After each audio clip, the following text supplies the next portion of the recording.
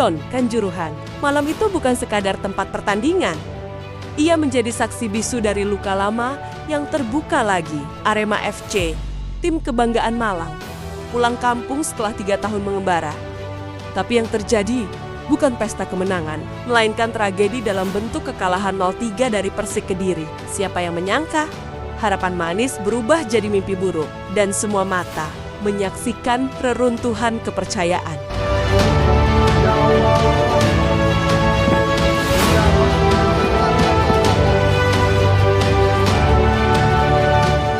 Dari awal laga, aura tegang sudah terasa, bukan sekadar pertandingan biasa. Ini adalah laga penuh beban sejarah. Alfarizi dan kawan-kawan tampil canggung, seperti ada rantai tak kasat mata yang menahan langkah mereka. Umpan-umpan pendek yang biasa mengalir mulus, kini tersendat.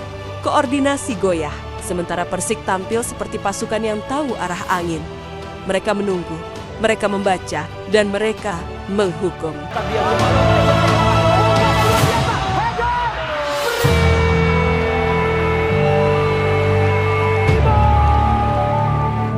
Fafaya Galo mencetak gol pertama. Tepat di menit ke-25, gol itu mengubah atmosfer stadion dari gemuruh harapan jadi sunyi yang menakutkan.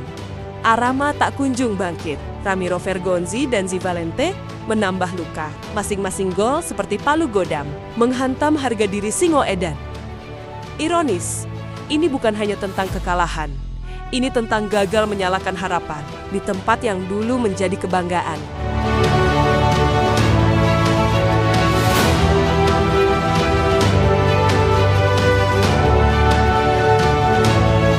Lalu, momen puncaknya terjadi.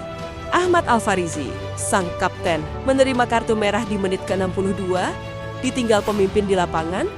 Arema makin kehilangan arah. Zigomez, sang pelatih, tak bisa menyembunyikan kekecewaannya. Mungkin ini bukan harinya Arema. Mungkin masih ada trauma. Ucapnya pelan, kata-kata yang jujur, tapi juga menyakitkan. Trauma itu masih nyata, masih membekas di tanah Kanjuruhan.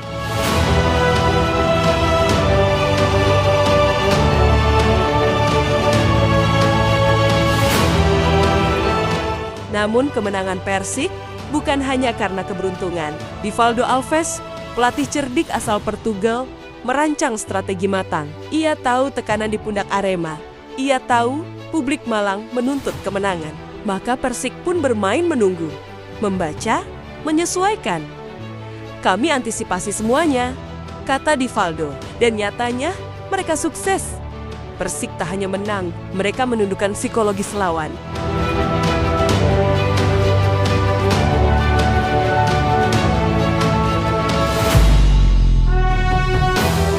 Gol-gol mereka bukan kebetulan. Itu hasil pembacaan permainan. Arema dengan semua tekanannya justru terjebak dalam skema sendiri. Tak ada plan B, tak ada kejutan saat Persik menambah intensitas. Arema justru melemah. Sementara di sisi lain, kegigihan Persik makin terlihat. Ini bukan sekadar laga tandang, ini adalah misi membungkam sejarah. Dan mereka berhasil.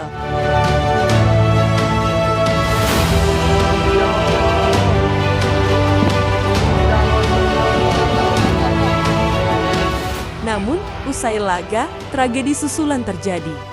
Bus Persik dilempari batu oleh oknum supporter, kaca pecah. Divaldo Alves dan asistennya terkena serpihan kaca. Luka di kepala, luka kecil, tapi cukup untuk merusak citra. Citra sepak bola Malang yang sedang mencoba bangkit dari kelamnya masa lalu. Sekali lagi, stadion yang seharusnya jadi tempat damai, berubah jadi saksi kegagalan kontrol emosi.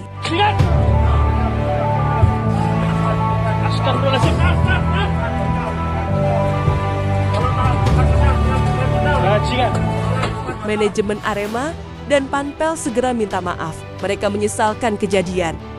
Mereka merasa kecolongan, padahal pengamanan sudah disiapkan.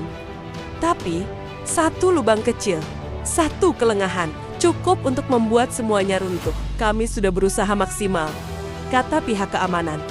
Tapi publik tak hanya melihat usaha, mereka menuntut hasil. Dan malam itu, hasilnya menyakitkan.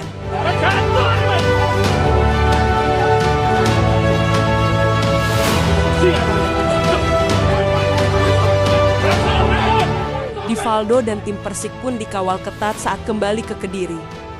Ada rasa getir, mereka menang besar, tapi tak bisa merayakannya penuh. Mereka justru harus khawatir akan keselamatan. Ironi, tapi inilah realitas sepak bola kita. Di satu sisi, semangat luar biasa. Di sisi lain, emosi tak terkendali. Dan lagi-lagi, semuanya terjadi di Kanjuruhan.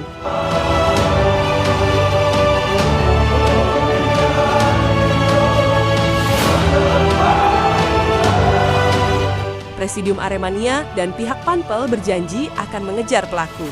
Video sudah tersebar. Identitas para pelaku pelen-pelen mulai dikumpulkan. Tapi apakah itu cukup? Apakah keadilan bisa memulihkan luka yang sudah terlanjur menganga? Atau semua ini hanya akan menjadi episode suram lain dalam sejarah panjang sepak bola Indonesia?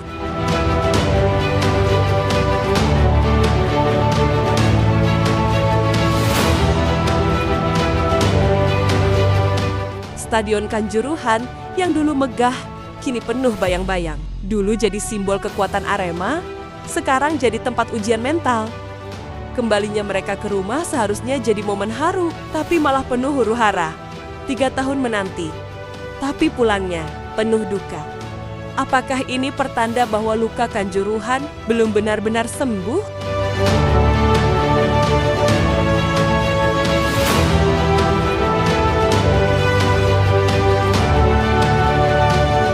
Persikmania pun disebut punya andil dalam kemenangan ini.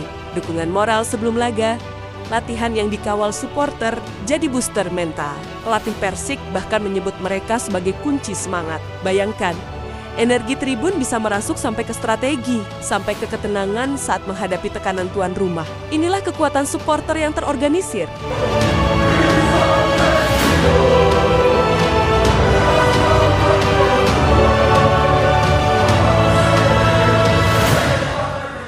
Kini, satu pertanyaan menggantung di udara. Apakah Arema benar-benar siap kembali ke Kanjuruhan? Ataukah stadion ini masih terlalu angker? Bukan karena lawan, tapi karena bayang-bayang masa lalu yang belum selesai? Tulis pendapatmu di kolom komentar. Karena cerita ini belum selesai. Astagfirullahaladzim.